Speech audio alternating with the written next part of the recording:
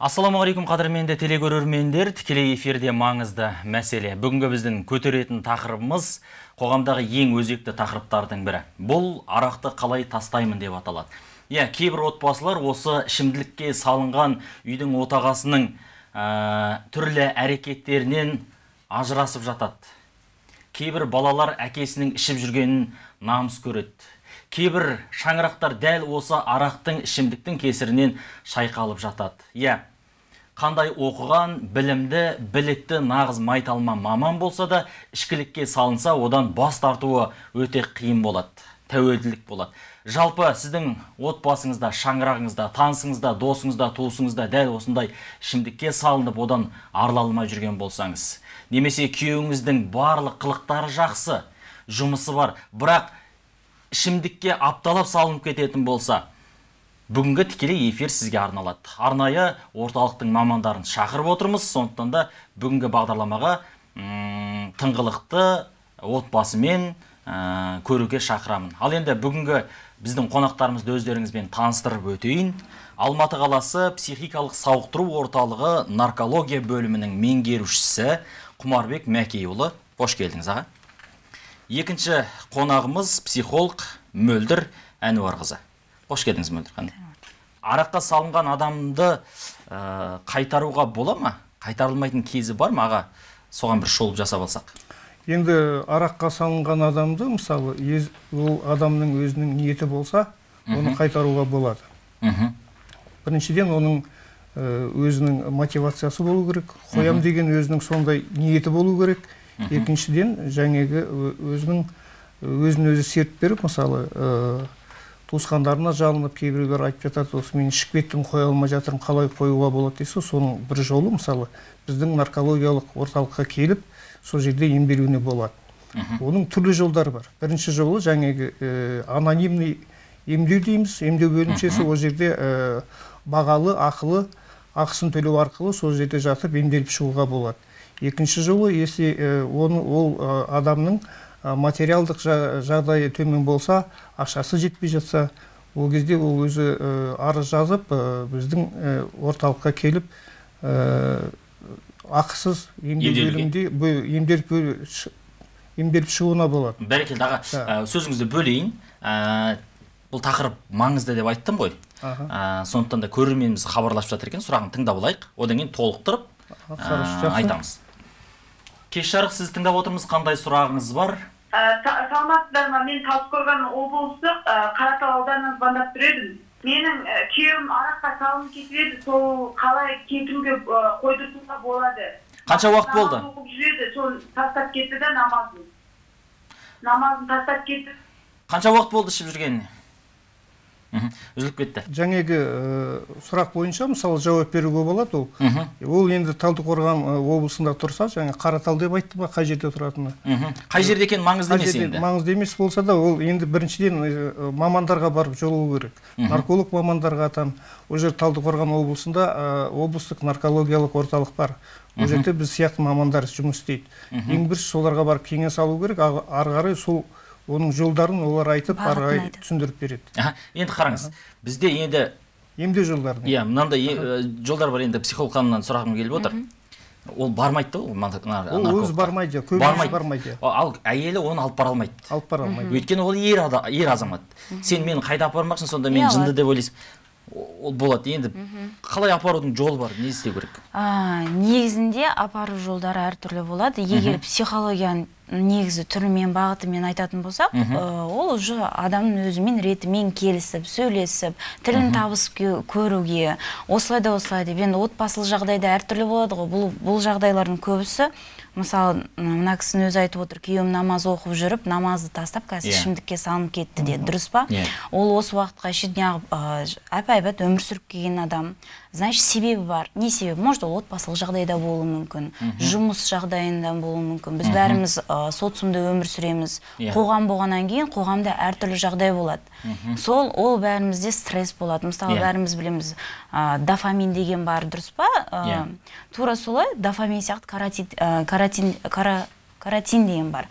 Ол бізде стресске, уайымға, жағымсыз жағдайға беретін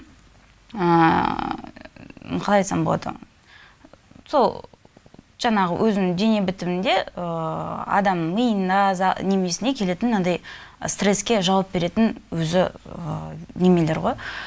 И сол уақыттарда біз любой адам, әр адам өзінің жақынынан көмек іздейді.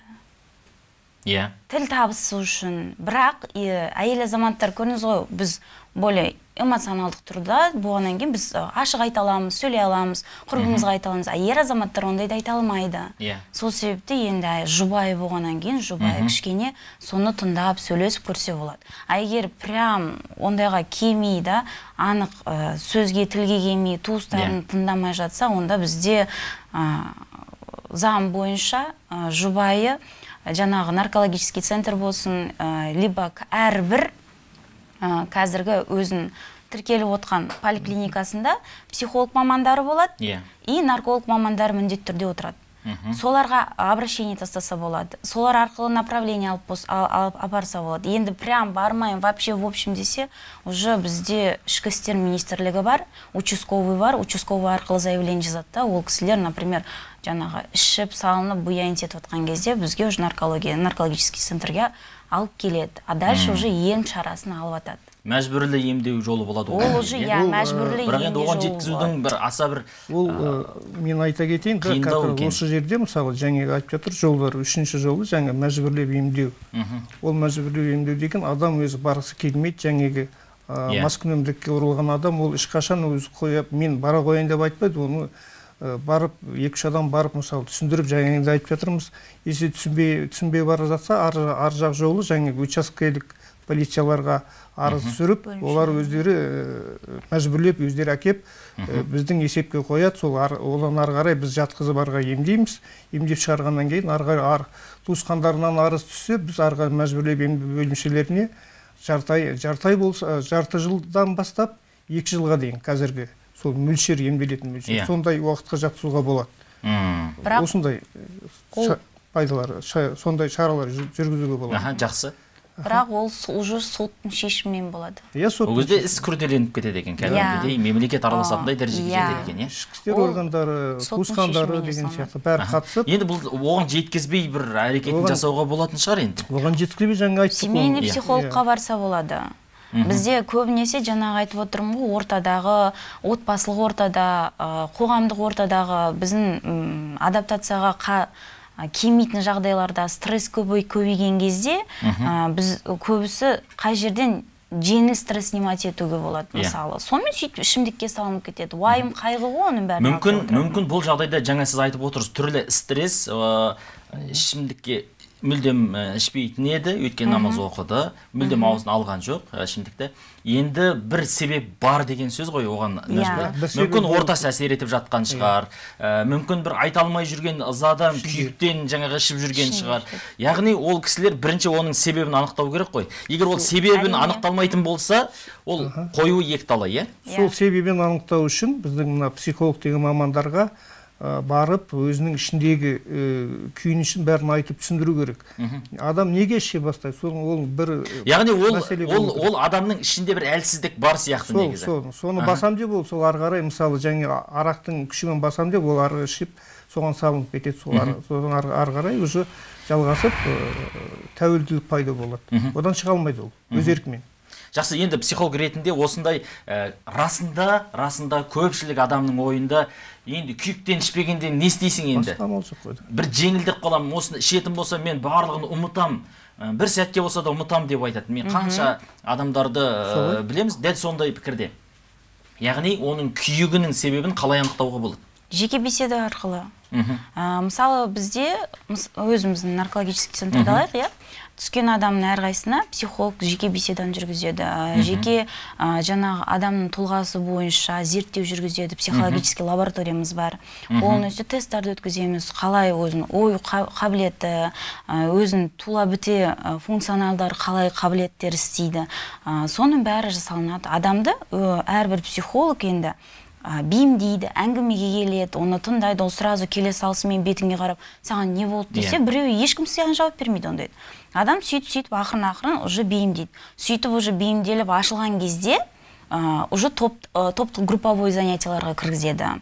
Мысалы, бізде онда көп музыка терапиясы бар, сказка терапиясы бар, гештальт бар, оны аша беретін болса, өте көпте солары арқылы терапия жасап, ем шаралар болып атады. Жаңағы сіз өзіңіз айтып отырсыз да, қатты мынандай тікелей сондай шараларға жеткізбеу үшін бізде частный психологтар өте көп. Частный психологқа просто егер сондай болмаса, хотя бы частный психологқа баршы, мен бармасам да өзім баршы деп сұраса болады, әйелін, жұбайыншы. Көбісі сөйтіп частный психологтардан да мамандарға барып, отбасылық жағдайларын шешіп атады. Яғни ол адамға расында сырласатын, жан дүниесін ақтаратын адамның жоқтығы болып тұр, иә? Ол қараңыз, жұбайыны жоқ емес, бар мысалы да, жұбайы бар, бала-шағасы бар, ата-анасы бар да, бірақ бізде қалай? Мен оның көзінше әлсіз болып көрініп қалам ба деп ойлаймыз. Содан уайымдаймыз, ол ертең мен оған соны айтып тастасам, ертең ол мен туралы не ойлайды, ол мен әлсіз деп ойлап қалады ғой деп, біз өзіміздің авторитарлық түрімізді түсіріміз келмейді, деңгейді түсіріміз келмейді. Сол себепті көбісі бұндай жағдайда онда отбасыға болмаса да түсінетін басқа жолдасына және дұрыс бағыт сілтей алатын психологтарға жүгінетін болса, отбасындағы абыройын сақтап қалады да, ар жағынан ол басқа өзінің ерік жігерін күшейтуге мүмкіндігі болады. Әрине, себебі қараңыз, әрбір психологқа келген адам, консультацияға келген адам, психолог, например, заң бойынша, егер бізге келіп отқан адам ішіндегі, мысалы, ол айтып отқан нәрсені біз деген барып екінші адамға, үшінші адамға, төртінші адамға айта алмаймыз. Ол бізге это некомпетентно уже. Біз оны істей алмаймыз. Соны істемегеннен кейін біз өзіміз бағытқа қарап, оны тыңдай аламыз. Қараңыз, психолог деген ол мынандай маманда, мына жерде қазір мәселе дейік, иә? Осы мәселе осы кісіге күрделі көрінеді. Ол шешім таппайды, жол көрмейді, былай тұрады, ана тесіктерін көрмейді, грубо говоря, да, шешімін. Психолог ол шеттен ғой, өйткені ол өзі оны көріп отқан жоқ, ол оның проблемасы. Ол шетінен любой адам, арғы тараптан қарап тұр, алысыран қарап тұр. Ол көріп тұр, қай жерде қалай жақындатып, қай жерден алыстатып қайтып бұл жолды табуға болатын. И біз оған, мысалы, психолог көп сөйледі да, психологқа барды, ой, бұл үйтпей қойды деп, біз оған істе осылай деп нағылық айтамаймыз. Біз просто жаңағы адамға бағытты көрсетеміз. Бағытты сілтеп қана отырасыз. Осы бағытты тыңдай ма, ол бағытпен жүре ма, жүрмей ма, ол жаңа тұлғаның өзіне байланысты. И еще жаңағы адамның тұлғасына шынымен емделем деген ынтасы бар ма, ниеті бар ма. Егер адамның өзінің шын ниеті бар болса, емделіп шығады. Қаншама жыл ішіп жүрген адамдар бар, емделіп кеткен, бізге мысалы келеді, олар келеді, олар уже өздері ішімдіктен шыққаннан кейін частный осындай немелерге, орталықтарға кіріп алады. Сонымен біздің частный, например, келіп, біздікілермен поддерживать етіп, адамдармен сөйлесіп, өздерінің примерларын көрсетіп, снимать етеді. Жақсы. Аға, енді осы орталыққа келіп отырмыз ғой, арнайы екеуіңізде осы орталықта жұмыс істеп жатқан, сауықтырмен айналысып жатқан, талай адамға көмегін тиіп, талай отбасының батасын алып жатқан азаматсыздар ғой. Енді орталықта емдеу шаралары қалай жүреді? Немен емдейсіздер? Емдеу шаралары әртүрлі этаптан тұрады. Бірінші этап, осы сөздің басында айта кетейін, сіздерге келу үшін ақылыда емделуге болады, ақысыз да емделуге болады. Ақысыз да емделуге болады. Бірақ сіздерге келіп тіркелу үшін арнайы сол мекемеге бару керек. Тіркелу үшін біздің арнайы мекемеге келіп, арызын жазып, өздері арыз жазып. Қанша күнде қаралады? Сол күні-ақ қаралады, шешіледі. И екінші бір мәселе, оның пропискасы Алматыда болу керек. Сонда бізде енді Алматинский. Облыстарды қабылдамайсыздар? Облыстағы жібересіздер? Облыста, Алматы облысында 2 диспансер бар, біреуі Талғарда, біреуі Талдықорғанда. Барлығында система бір шығар? Система бір. Емделем десе болды, арыз жазады, содан кейін арға емдеу кіріседі. Жақсы, неден бастайсыздар, қалай емдейсіздер? Енді емдеу жолдары әртүрлі этаптан тұрады, 3 этап дейміз. Мысалы, бірінші этап бізде өз емделемде келген адамды ең бірінші бөлімшеге жатқызып, бізде острое отделение, ол енді шұғыл бөлімше ғой енді. Адам организмі улана бастағаннан кейін араққа салынып кеткен адамның организмі улана бастайды. Улана бастағанда соның бәрін біз жатқызып, организмді тазалау, ол енді детоксикация деп аталады. Ол организмді полностью тазалап, оның организмін қалпына келтіріп, ол где-то бір 5-7 күн уақыт алады соның ішінде. Содан одан ары қарай ана симптоматикалық емдеу дейді. Ол мысалы оның қай жері ауырады, мысалы бауыр ауырады, может бауыр ауырады, бүйрек ауырады, жүрек ауырады деген сияқты. Кейбіреуінің қан қысымы көтеріледі, соның бәрін есептеп, соның бәрін емдеп, өз қалпына келтіріп, 10-15 күн ішінде адамды сауықтырып шығарады. Ол бірінші этап. Енді екінші этап, мысалы, екінші этап деген ол уже не поддерживающая терапия дейді. Ол поддерживающая терапияны мысалы амбулаторлық наркологтардан да алуға болады. Барып келіп тұрып, соларға келіп 1 ай, 1,5 ай, 2 ай алу керек. Ол кезде уже араққа қарсы берілетін дәрілерді іше бастайды. Жаңағы құстыратын дәрі, арақтың иісін көрсе содан қашатын сондай дәрілер бар. Сол дәрілердің бәрін беріп, сол курсты 1,5-2 айда өту керек. Дәл осыған байланысты сұрақ келіп тұр екен, тыңдап алсақ, қазір үзіліп кетеді, сұрақ қойылмай қалуы мүмкін, жалғастырамыз. Дәл осы сіз айтып отырған мәселеге байланысты сұрақ екен. Алло, тыңдап отырмыз, иә. Алло, саламатсыздар. Саламатсыз ба? Мен ана балам бар еді, қазір 81-ші жылға 40-қа келді, 40-тан 1-2 ай атты. Сол мына 7-8 жылдай болды жаным. 4 баласымен әйелі кетіп қалды. Содан балам ішкілікке салынды. Соны ылғида барып жатқызамын, не қыламын, одан жақсы болды, мама болды дейді дағы. Келеді, қайттан бір 10 күннен кейін қайттан кетеді, тағы ішіп келеді. Содан апармаған жерім жоқ, Алматыда жатқыздым. Оны кейін өшеді Шымкенттегі наркологияларға жатқыздым. Одан жаңағы болмағаннан кейін жақсы болып жүріп, қайтадан ішіп кетеді дағы, сондай болады да. Сонымен енді білмеймін, анандай Алқаш сияқты болып кетті ма, бұлар өзі дінді бітірген бала, бәрі магистр бітірген бала, қызмет істеп жүрген бала, міне осындай жағдай болып батыр балам. 4 баласы бар, ең алды 11-ші класста оқып жатыр. Мен жалғыз балам. Мен содан стресс алып, өзім де жүрегіме стенд салдырып қойдым. Содан мен ана милициямен де апарып, жаңағы сотпен де жатқыздым. Бірінші 6 айға жатқызамыз деді. 6 айға жатқыздым, одан жақсылық келді. Бір 15-18 күн үйде ұстадым, жақсы болып жатты. Сөйтті болды, ана бәрін қойдым деп, тағы ішіп кетті. Содан әлі сол міне 3-4 күн жақсы болады, қайтадан ішіп кетеді. Не істеймін жаным, осы маған қиын болды. Соны сіздерге апарам ба, қаяққа апарам, мен не істеймін? Бұлай бәрін білетін жақсы бала, еті дұрысталса, бәрін білетін. Мама деп жылайды, мама мен қоям, болды дейді. Мен сеніп қаламда жіберемін. Жақсы. Жұмыс істеп келем, болды мен жұмысыма жетем дейді, кетеді, қайттан ішіп келеді. Сұрақ қойсам ба ма? Ол сұрақ қойып жіберсеңіз, ажырамасаңыз. Ажырамай тұра тұрыңызшы. Ол кісінің тұрақты жұмысы бар ма? Соған жауап беріңізші, пожалуйста. Ажырап кетті. Меніңше тұрақты жұмысы жоқ сияқты, өйткені тұрақты сол ана кісінің айтуы бойынша ол баланың тұрақты жұмысы жоқ.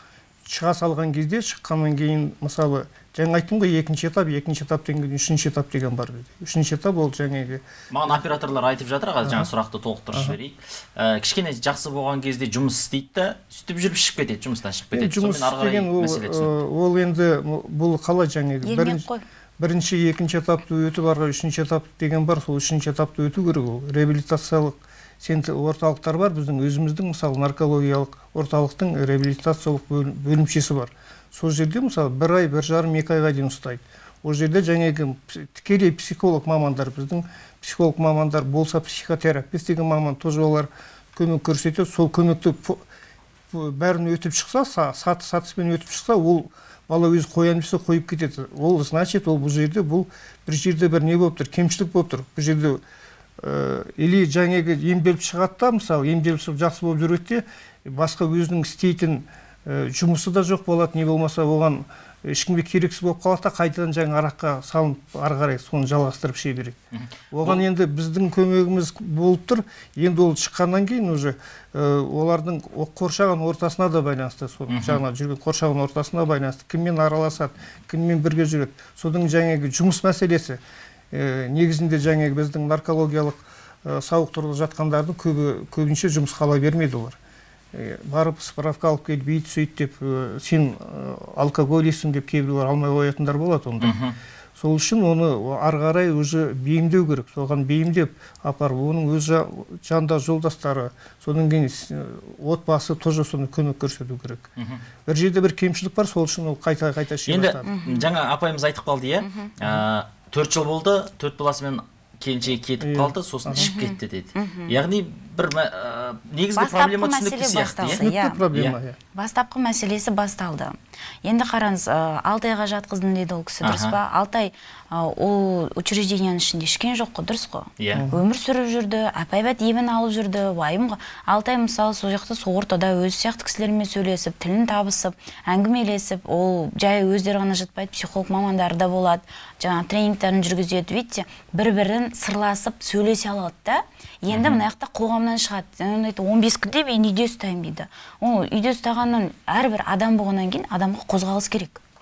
Адам ішіп-сады, ол бір орында отыра алмайды. Жаңағыдай жұмыс іздеу бастайды, жұмыс іздегенде, ода бізде неме кішкене мәселе бар, ол өтірік емес, бірақ бізде осы мәселе бойынша наркологический центрда жұмыс табу центрі бар ғой, сол бойынша всегда список сұрайды, список бойынша кім жұмыс істеймін дейді, смело барып сол жерге обращение тастаса, жұмыс тауып береді. Жұмыспен қамту орталығына барса, жұмыс қамту орталығына апарса, өйткені бізде договоренность бар екі ортада, и ол міндетті түрде жұмыс тауып береді. Просто енді бұдан кейін кезде жаңағы адамдар біреу мен ондай жұмыс істемеймін деп шығады, біреу мен ондай не істегім келмейді деп, енді содан қашады.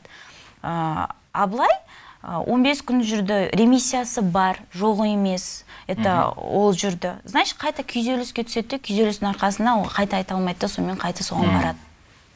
Яғни бірінші кезекте ол жігіттің араласатын ортасын дұрыстау керек сияқты. Одан кейін жаңағы келіншегінен айырылғаннан кейін балаларды ойлайды, уайым бар, есіне түскен кезде бір шығар жолды іздейді, сол деп ойлайды. Жаңағы ішу керек, ұмыту керек деп. Яғни ол жігітке бірінші кезекте отбасы мәселесін бір реттеу керек сияқты.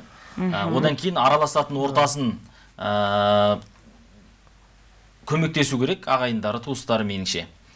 Себебі сен маған досыңды кім екеніңді мен саған айтам деген бар емес па біздің қазақта? Иә, досың қалай болса, сен сондайсың деп айтады.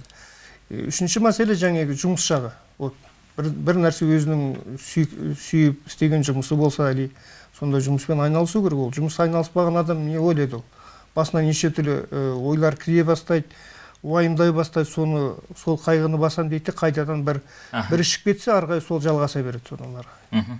Жақсы. Бір телефон қоңырау келген екен, бірақ үзіліп кетіпті, операторлар маған қойсаңыз деп жатыр.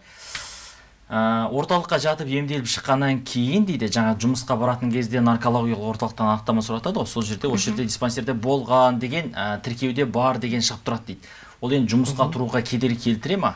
Жұмысқа тұруға әрине кедергі келтіреді. Қазір барлық жерде мысалы жаңағы анықтама және справка деп соны сұрап жатады.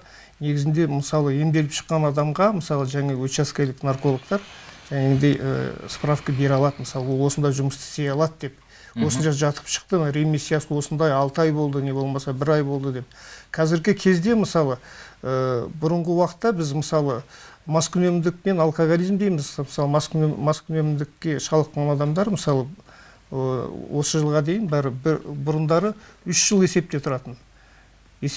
Қазір барлығын нетіп бір ортаға келтіріп, қазір 1 жыл ұстайды. 1 жылдың ішінде мысалы адам келіп, мысалы жаңағы нарколог дәрігеріне барып, уақытында емдерін алып, жаңағы сол өзін өзі қолдайды, жаңағы ай сайын кеп қаралып тұрса, өзін емдерін алып жүрсе, ол 1 жылдың ішінде ол жаңағы есептен шығарылып тастайды.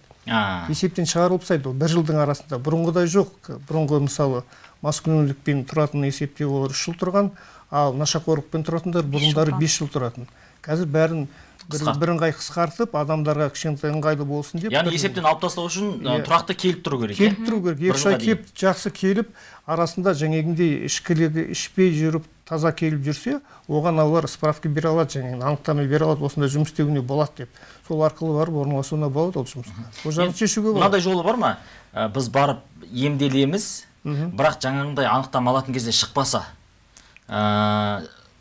анықтаманы жаңағы ЕГОВтан алғатын кезде анықтамада бұл диспансерде болған демейтіндей емделудің жолы бар ма? Ондай емделу жаңағы анонимдік емделу ғана тек қана уже халға былай емделгендердің бәрі есепке кіреді ол. Мысалы ол мысалы жаңағы өзі кеп жаңа сіз жақсы түсінікті болды. Енді жаңа сіз айттыңыз ғой, бір жылға дейін келіп отыратын болса жұмыс істеуге болады, бұл кісі сауықты деген жазылады деді. Сол анықтаманы бірден Еговтан алуға бола ма? Еговтан алуға болмайды, тек қана жаңа өзінің нарколог дәрігеріне барып өзінің районный және нарколог дейді. Біз әрбір район бойынша бізде қазір наркологтардың бәрі қазір біздің орталықта отырмайды, бәрі поликлиникаларға бөлініп қойған. Мысалы Жетісуский нарколог, районда бөліп отырады, Алатауский дегендер. Әрбір районның өз наркологтары бар, дәрігерлер. Енді араққа тәуелділік ол психологиялық бір ауытқулық па, әлде ол организмге енген жаңағы ішімдіктің ол адамды тартып тұратын бір гормональды әсерінің болғандығы себепті ма? Қайсысы көбірек әсер етеді адамға? Ішкілікке салынып кетті. Бүгін ішті, ертең тағы да жаңағы бас жазу дейді, ертесі күнде ішіп кетуіне. Психология тұрғыда. Мысалы қазір қараңызшы, адамдар ішкеннен бір күннен сразу алқаш болып кетпейді. Ішімдікке қатты салынып кетпейді. Мысалы қазір көбісін ата-анасы жылап отырады, айтады осындай деп, мен балам депші, ол же кеше ішіп қазір салынып кеткен жоқ қой. Ол осыдан 10 жыл бұрыннан бастап та ішті, 15 жыл бұрын бастап ішті. Бірақ именно 10 жылдан кейін, 15 жылдан кейін ішімдікке салынып отыр. Не себепті? Өйткені ол өзгереді, өмір өзгереді, өзінің үйіндегі жағдай өзгереді, туыстары өзгереді. Сол ортаға байланысты көбінесе психикалық біз адаптация дейміз мысалы, да? Адаптациясына байланысты қаншалықты ол адаптированный болады. Егер адаптация слабый болатын болса, то онда егер адам еще шетінен жаңағы жақындардан қамқоршылық көмегін көрмесе, мен жалғызбын дегенмен ашу ызасымен ішеді. Мысалы бізге түсіп ататын адамдар болды, қараңызшы. Жаңағыдай ең бірінші бізге звондаған кісі бар ғой. Соның сұрағы бойынша күйеуім мысалы бәріне қарсы барғым келмейді дейді де, бірақ жаңағы мәжбүрлі түрде енді амал жоқтан салып тастайды бізге. Либо көбіміз білеміз, кодировать етеді. Бірақ сол кодировкадан бәрі айтады, ой, 2 күннен кейін ол ішіп кетті, 3 күннен кейін либо кодировка істемейді дейді. Бірде-бір жақсы маман адамды өлтіруге кодировка өмір жасамайды. Ондай жоқ, ол сотталып кетесің, ондай заң жоқ. Кодировка деген оның өзі де бір психикалық тұрғыда жасалынған нәрседе. Мысалы, адам өзінің өмірін сүйем, өлгім келмейді десе, оған айтты, мысалы, саған кодировка жасады, сен ішсең өліп кетуі мүмкін деп, ол өзінің өмірінен қымбат қылып ол ішпейді. Ол қарап жүреді, жаңағы наркологқа барып жүреді, психологқа барады, сөйлеседі. Егер адам көрінізі әбден күйзеліске түсіп, қош өлсем өле салайын деп, ол қайта ішуі мүмкін. Түсінесіз ба? Мәжбүрлі түрде ешбір адамды қинап тастай алмайсың, ол қайта әрекетке баруы мүмкін. Бәрекелді. Енді қараңызшы, емделіп шыққаннан кейін де ішіп кетуі мүмкін екен, иә? Яғни орталықта толықтай оны енді мүлдем ішпейді деп гарантия бере алмайсыздар. Ондай гарантия бере алмаймыз. Неге десеңіз, жаңағы айтып кеттік, біз уже алдында ремиссия деген болады, мысалы, ремиссия. Және длительная ремиссия, уже жаңа айтып кеттім ғой, қазір бәрі диспансерлік есептің уақытын шегеріп тастады, қазір 1 жылдық деп. 1 жылдың арасында жаңағындай 1 ай болып ішпей жүреді, 2 ай ішпей жүреді, сөйтіп 3-ші айда ішіп кететіндер болады. Ол кезде ол өз еркімен келе қалып, тағы да қайтадан келіп мен іше бастадым десе, онда арыға емдеп уже қойдырып тастауға болады. Сол үшін ол қайтадан ішіп кететін адамдар болады ол. Неге десеңіз, жаңағы біздің жасаған емді ол алғанымен, кейінгі жаңағы 2-ші, 3-ші этапта бұрып полностью өтпегеннен кейін сондай жаңа неге әкеп соғады. Енді сіздердің ол өздері де өзінің ниеті болу керек. Мысалы, тек қана біздің психологтар емес, отырған біздің психологтар, басқа психолог мамандарға баруға болады. Олар қазір көп, мысалы. Біздің қалай, біздің адамдардың көбі, мысалы, психолог мамандары көбі сене бермейді, мысалы. Мысалы, Европа болсын, басқа жақтарда болсын, шет мемлекеттерде психолог маман дегендерді каждый азаматтардың өзінің психолог мамандары бар. Бір қалайда қиын жағдайлар болса, жаңағындай күйзеліс жағдайға түссе, ол біріншіден психолог мамандарына жолығады, содан шығу амалдарын іздей бастайды. Бізде ондай жоқ, ол өзі оған сенбейді. Қойшы, ол маған не айтады, ол баяғыда суреттерді көрсетті, былай жаздырды, бүйтті, сөйтті, бір әңгіме айтты деп, оның миына кірмейді. Жақсы. Енді бұл жердегі ең бірінші көмекші ол отбасы ғой. Отбасы, сондықтан да расында кейде біз қолдау тәсілдерін дұрыс білмегендіктен де жаңағы көмектесе алмай қалып жататын шығармыз. Жаңа өздеріңіз айттыңыздар ғой, жаңа араққа тәуелділікті организмдерін емдейміз, жаңа құстыратын бір дәрілерді береміз деген сияқты айттыңыз. Олар оның организміне зиянын келтірмей ма? Ол енді ол организмге зияны олшыға келтіре қоймайды. Араққа қарағанда ол енді араққа қарсы салынатын дәрілер олар. Араққа қарсы салынатын дәрілер. Арақты іше бастағаннан кейін ол адамның ағзасы дейді организмнен жаңағы зат қорыту алмасу заттары бұзыла бастайды. Соны бұзылғаннан кейін біздің организмде жаңағы әрбір адамда өзінің организмде спирт, этиловый спирттің 0,01-0,03 промиллге дейін болады өзіміздің организмде. Ол не үшін болады? Ол зат айналысымын қолдау үшін жасалған нәрсе. И фермент бар біздің организмде. Алкоголь дегидрогеназа деген. Арақ іше бастаған адам, араққа түсіп кеткен адам, және отырып алған адам, сол ферменттер онша вырабатывать етпейді, содан кейін жаңа арақты тілеп тұратын сол. Арақты тілеп тұрады. Және зат алмасуы бұзыла бастайды. Содан арғай басқа аурулар пайда бола бастайды.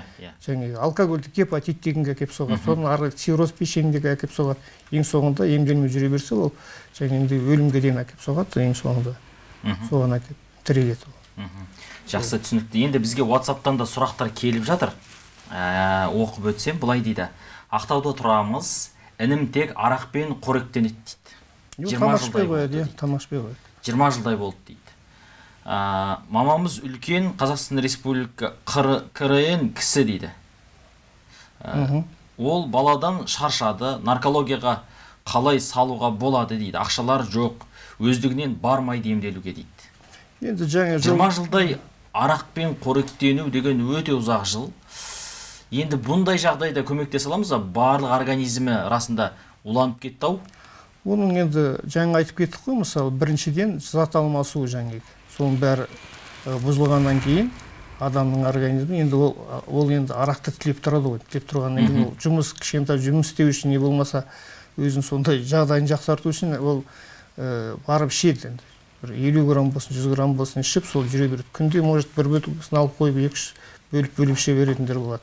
Ол зат алмасу процесі жаңағы бұзылған деген нәрсе. Енді ол араққа тәуелді адам. Оны емдеу жаңа жолдарын біз айта бастадық қой. Ол өз еркімен келмейтін болса, жаңағындай туысқандары арыз жазады да, наркологиялық орталыққа барып арыз жазып, бізді есепке алыңыз, арғай емдеп беріңіз десе, арғай уже біздің жұмыс. Егер дәл осындай бұл жағдайда кәдімгі мәжбүрлі түрде сіздерге алып бару керек сияқты. Өйткені зат алмасу процесі, жаңағындай қан айналып барлығы істен шыға бастаған.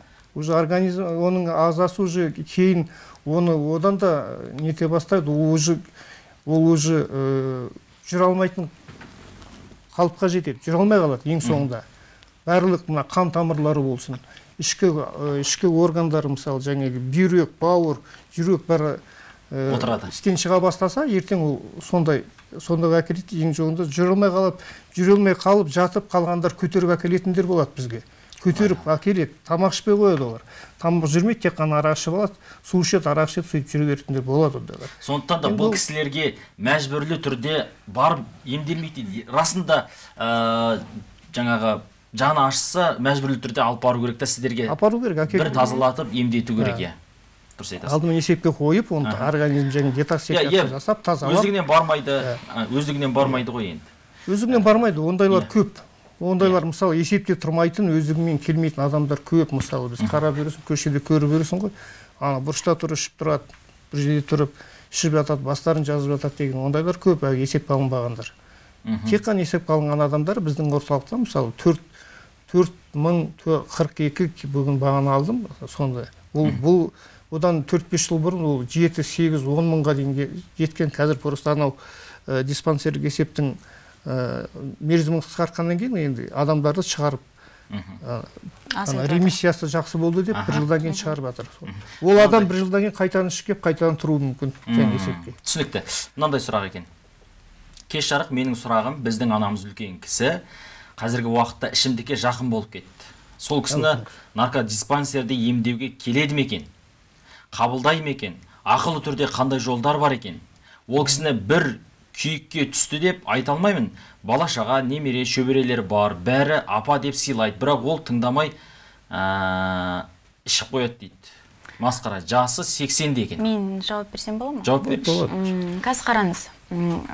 Мен мынандай жағдай болды деп айта алмаймын деп айтты, дұрыс па? Бірақ біз әр адамның ішіне кіріп шыққан жоқпыз ғой, біз білмейміз ғой. Мен жаңағыда айтқандай, отбасылық себепте олар айта алмайтын уақыттары болады. Мысалы, просто примерге айтайын мен сіздерге. Көбісі таңғалып жатады, ойбай, 11 сынып жақсы оқыды да неғып суицид жасады дейді мысалы.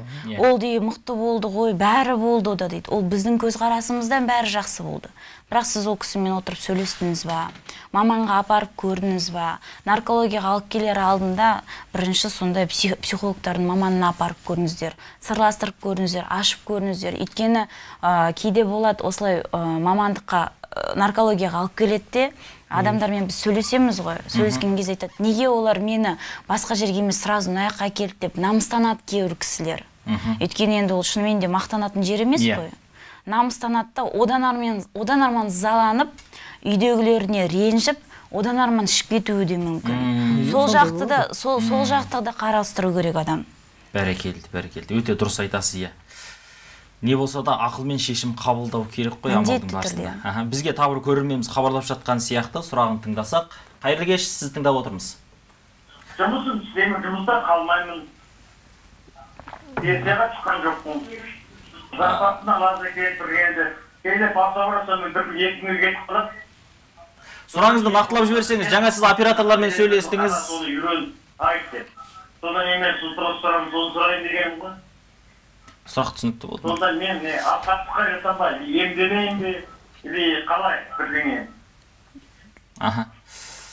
Бұл сұрақ енді аяғына дейін қоймай тұр, ол қалай ішеді екен мысалы? Қанша бір жетісіне бір рет іше ме? Аптасында бір рет ішесіз ба, әлде екі рет іше ме? Білмеймін ғой.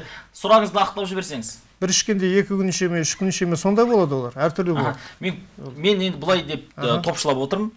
Аптасында 1-2 рет ішіп қоям, 1-2 күн ішіп қоям дейді. 1-2 рет ішіп қоям дейді. Ол енді систематическое употребление деп аталады. Енді бұл да сол тәуелділіктің бір түрі ол. Мысалы, даже бұрынғы біздің шифровка бойынша, мысалы, бұрын алкоголизм деп атағанбыз, қазір психическое поведенческое расстройство деп айтамыз. Мінез-құлқы өзгеру деп айтамыз қазір. Бұрынғы кезде жаңағы эпизодическое употребление деген болады. Ол енді анда-санда бір ішетін деген, айына бір рет, может быть, 1-2 айда бір рет оларды сондай неге сатыға жақсатынбыз. Қазір олардың бәрі кетті, уже ондай жоқ. Енді бұл мысалы аптасына 1-2 рет аптасына ішсе, ол уже тәуелділікке жатады. Ол система болып кеткен сондай. Ол бір аптада 2 рет ішеді, келесі аптада 2 рет ішеді, сөйтіп ол кете береді. Әдетке айналып кетеді. Ауру деді ғой, жаман әдет деп. Сол да ол енді. Ол тәуелділік. Ол тіпті ішкілікке салынып кетуі де мүмкін. Ол ертең басын жазады ғой. Басын жазу деген ол бірінші симптом оның. Алкоголизмнің маскүнемдіктің бірінші симптомы. Яғни аптасына өзін тежеп жүр, бірақ бәрібір организм қалап тұрда ертең деген сияқты. Ол уже соған үйреніп алғанда, ол келесі жетінің күтіп жүреді, сол уақытта тағы да ішеді. Соны ертеңінде басын жазады. Ол уже 2 күн болады. 1 күн ішпеді, 2 күн ішеді уже.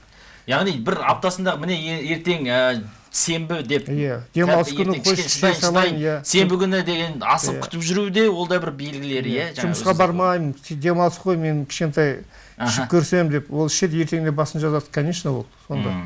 Одан да өте сақ болу керек қой барынша. Ол бірте-бірте, ол адам деген бірден сразу жаңағы маскүнемдікке салынып кетпейді. Ол сол келу жолы 10 жыл, кейбіреудікі 7 жыл, 5 жыл, 10 жыл, 15 жыл сөйтіп келеді бәрі. Сол арқылы басында жаңағындай анда-санда бір ішуден басталады, содан сол әдетке айналып кетеді, содан ары қарай жиілене береді, содан кейін оның ішу қалай ішеді ол? Бір ішкенде 50 грамм іше ме, 100 грамм іше ме?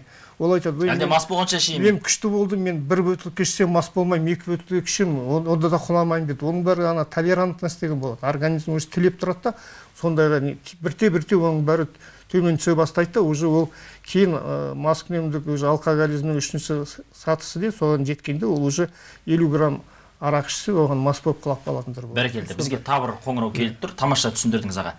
Енді тағы бір мәселе осыған байланысты сұрағын тыңдап алайық. Қайырлы кеш, тыңдап отырмыз, қандай сұрағыңыз бар? Мен бір сұрақ қояйын деп едім сіздерге. Менің бір танысым 30 жастағы әйел адам шымдықке таяу болып жүр. Бір ішсе 10 күндетіп 2 жұмадай іше береді. Енді сол үй жөнінде қандай аптекаларда бір дәрілер сатыла ма, үй жөнінде соны қойдыртуға бола ма? Аптекаларда бір дәрілер бола ма, арақ қойдыртатын? Сол жөнінде айтсаңыздар. Жақсы, түсінікті сұрақ. Сұрақ түсінікті. Ол енді мысалы жаңағы ол апталап ішеді, 10-15 күн ішеді деп жатыр. Ол тәуелділіктің бір түрі, маскүнемдік және алкоголизмнің уже белгілері анық айқын белгісі. Ол запой дейді, запойға түскен адам ғой. Ол енді оны үйде жатқызып емдей алмайды оны. Үйде жатқызып оған беріп, бере сап. Дәрілер бар, конечно, жаңегінде құстыратын, сондай, жүрек айнитын, ішіп алса бет аузы қызарып, қан тамырға, қан қысымы көбейіп кетеді, жүрегі соғады, сондай дәрілер бар. Оны дәрігерлердің қарауымен нұсқаулығымен ішпесе, ол да зиян болуы мүмкін. Ол да зиян, конечно, ертең өліп кетуі мүмкін, өліп кетуге дейін апарады. Не болмаса сондай арақты ішіп, араққа үйреніп кеткен адам, ол өз еркімен тез қоя қоймайды да. Олардың қан қысымы көтеріледі деген сияқты, жүректері, жүрек ақаулары. Яғни ол араққа салынған адам 10 күнде шапталап бір айлап ішетін болып тұр ғой. Енді қараңыз, ол кісі неге үйде емделгісі келіп отыр? Мүмкін ақылы емделуге ол кісілердің қаражаты көтермейді. Сондықтан да тым құрғанда үйде емделейікші деп отыр. Тегін емделудің жолы бар ғой. Да, тегін емделудің жолы бар. Келсе, мамандарға жолықса болды, арға емделуге болады. Өзінің ниеті болып, жаңегіндей өз арақ ішпей, біреу қарап отырып, жанында нетсе, онда емдеуге де болады ондайлар. Енді сіздер Алматы қаласының орталығынан келіп отырсыздар. Енді республикамыздың әр өңірінде осындай орталықтар бар ғой? Әрбір областной центрлерді, облыстық орталықтарда, мысалы, Талдықорған болсын, Шымкент, мысалы, Таразда, әр жерде осындай областной наркологиялық орталықтар бәр жерде бар. Жақсы. Үлкен қалаларда, біздікі Алматы үлкен болғаннан кейін городской деп аталады, мысалы. Ескерте кетейікші, қысқа нұсқа аға, ол кісілер келіп есепке тұратын болса, мемлекет тарапынан тегін емделуге мүмкіндік қарастырылған. Тек қана іздеп орталыққа бару керек. Өздері бару керек. Даже мысалы олар мына учаскелер дәрігерлерге даже аноним емделуге де болады. Оларда ондайлар да бар. Келіп барып, мысалы дәрігерлерге көрініп, күнде келіп құятын дәрілердің бәрін, системаларын бәрін алып жүрсе, шығып кету жолдары да болады. Бәрекелді, жақсы. Бізге тағы бір қоңырау келіп тұр екен, тыңдасақ. Қайырлы кеш, сіз тыңдап отырмыз, қандай сұрағыңыз бар? Мен сұрақ қойайын дедім. Жолдасым пиваға салынып кеткен. Таңертең кешке пива ішіп, салқын шоқын істедім. Арақты шамалан ішеді. Оның себептерін қайтып айтады? Оның себептерін қалай сізге түсіндіреді мысалы? Жай өзім коллективпен ғана отырып ішемін дей ма? Жалғыз отырып ішемін? Жалғыз өсіп. Мысалы, сіз себебін сұрадыңыз ғой, себебіне не деп айтады ол сізге? Себебін не деп айтады ол сізге? Шаршауымды басам дейді. Көрдіңіз ба? Көбісі себептерді айта алмайды. Үйдің отбасын жағдайда олар айта алмайды. Ұялады, жұбайын айтуға, өйткені мен өзімді кіші мен айтқандай, бастапқы айтқандай, әлсіз көрсетіп қаламын деп. Шаршадым дейді де, шаршауын сөйтіп басады. А оны басқалай да аударуға болады. Мысалы, жаңағы наркодиспансерға келмей-ақ да, бізді чисто Алматы қаласында, енді мен шет жаққа бармай қойын, Алматы қаласында әрбір аудандық поликлиникада психолог бар. Соған жаңағы сіз сол ауданда тіркелгеннен кейін ақысыз баруға болады. Сонымен де сөйлесуге болады. Егер сізде ақылы психологтарға ақшаларыңыз жетіспей жатса, көрдіңіз ба, мына жерде сіздің күйеуіңіз сізге толықтай ашыламайды. Ер азаматтар ол өзі сондай болады, ол толығымен ашылмайды. Өйткені ол өзін әлсіз сезініп қалам дейді. Бірақ біздің бәріміз дене бітіміміз бір ғой, бәрімізде бір сезім, сол бір жүрек, бәрімізде бір осязание болады. Сол себепті, мысалы, көбісі айтады, ер азамат жыламайды деп. Неге жыламайды? Жас оларда да бар, ол да жылайды. Просто сол стереотипқа болғаннан кейін ол кісілер сізге айта алмайды. Сол туралы дұрыстап сөйлесіп, мамандарға барып көріңіз. Мен сізге айтатын тек қана бастапқы маманға айтсаңыз. Өйткені біз ол кісіні қазір өзіміз көріп тұрған жоқпыз.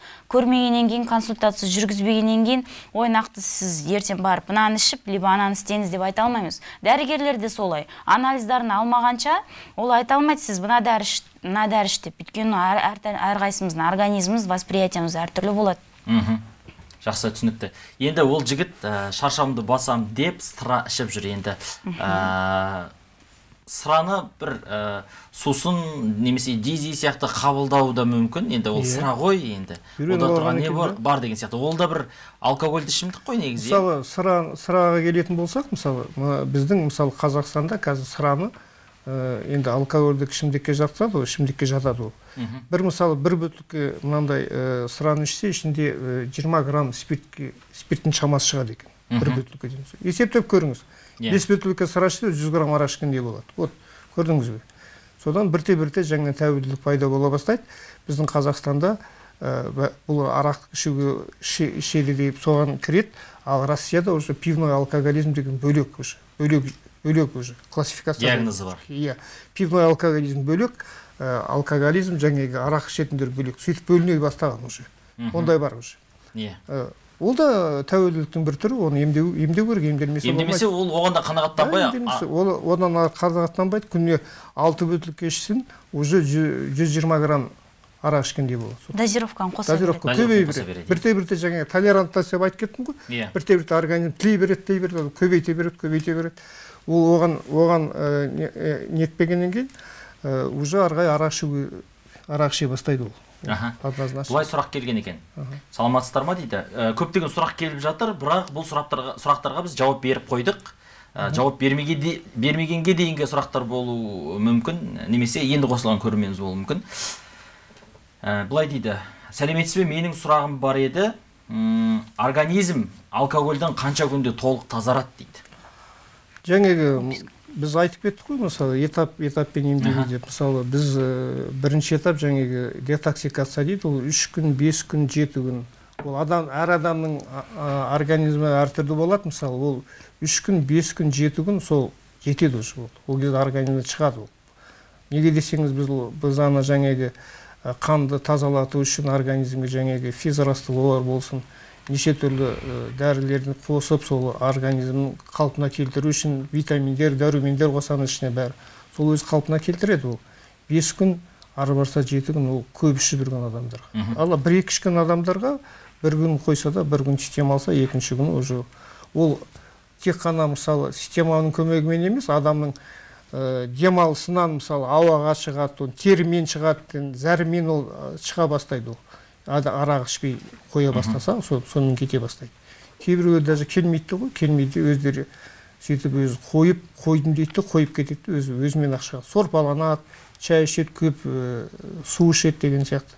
Сөйтіп өз қалпына келе бастайтындар. Бәрекелді. Мынандай сұрақ келді.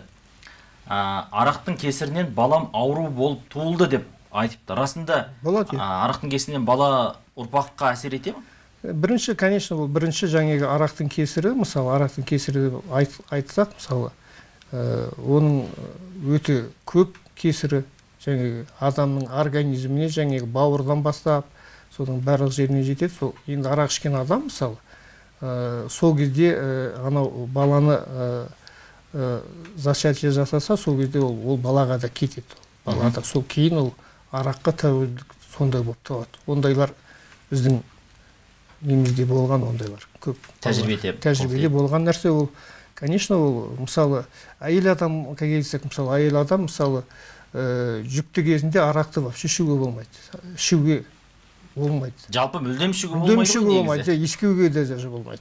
Ол балаға сразу қан айналысына түскеннен кейін, арақ ауыз қуысына түскеннен кейін, ауыз қуысында қан тамырлары көп, тез организмге кетеді, қан тамырларымен кетеді, бәр жерге барады. Енді қараңызшы, мемлекет тарапынан осындай орталықтар жұмыс істеп тұр аға, иә?